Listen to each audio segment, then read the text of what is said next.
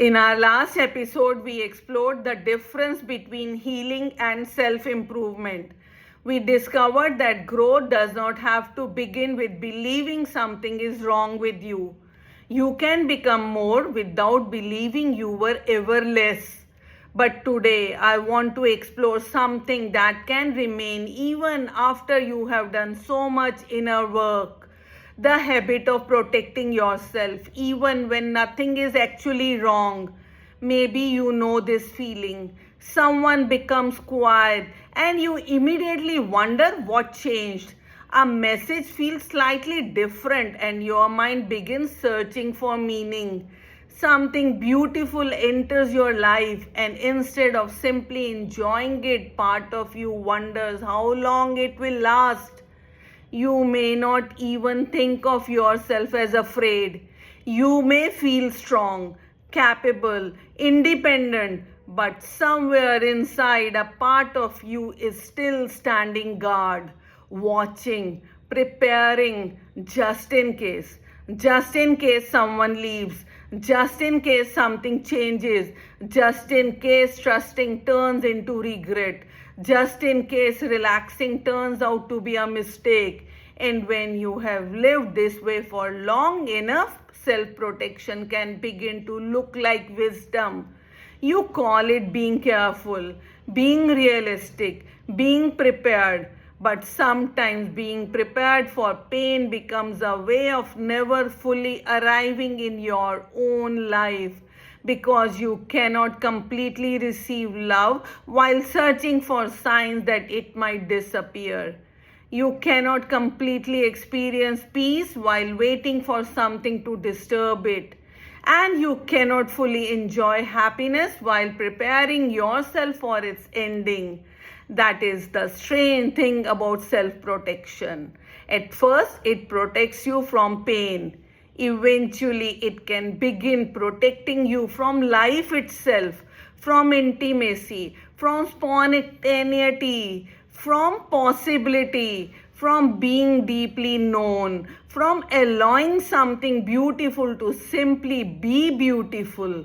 So perhaps the question is no longer how do I make sure I never get hurt again. Perhaps the better question is, do I trust myself enough to live even though I might? Because life cannot promise you certainty. People may disappoint you, relationships may change, plans may fall apart.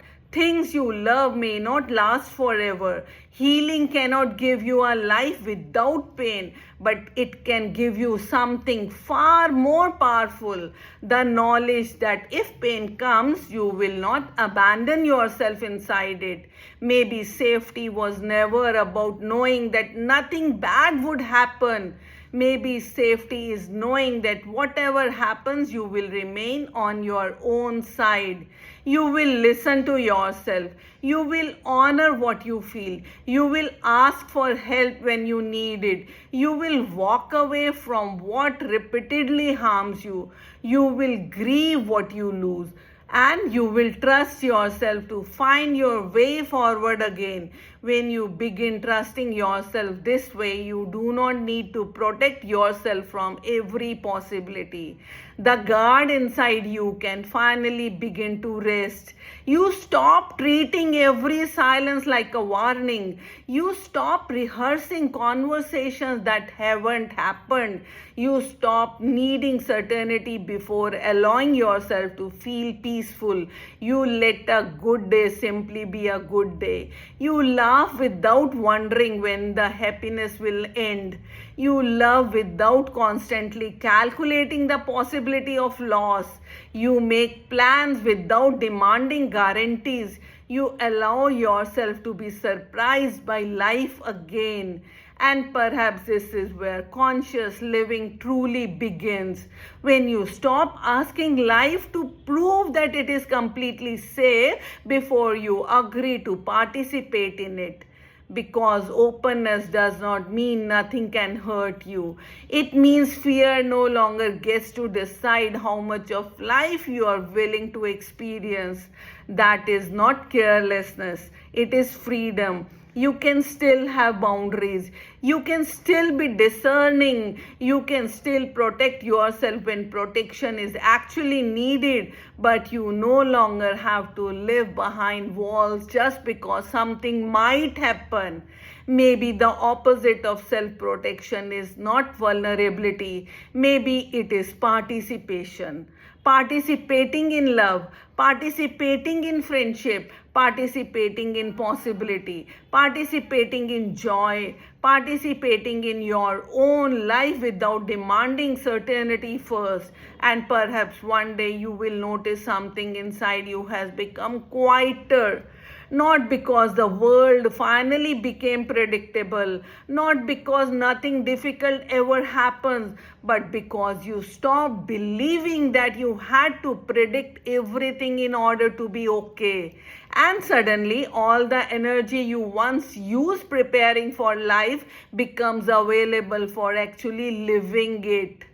In our next episode, we will explore what it means to let life feel gentle again, to experience rest without guilt, joy without suspicion, softness without fear, and beauty without wondering when it will disappear. Because after spending so much of life learning how to survive, perhaps one of the final things we have to learn is how to receive life when it is good. Until then, remember this: you do not have to know that nothing will go wrong to finally let something go right.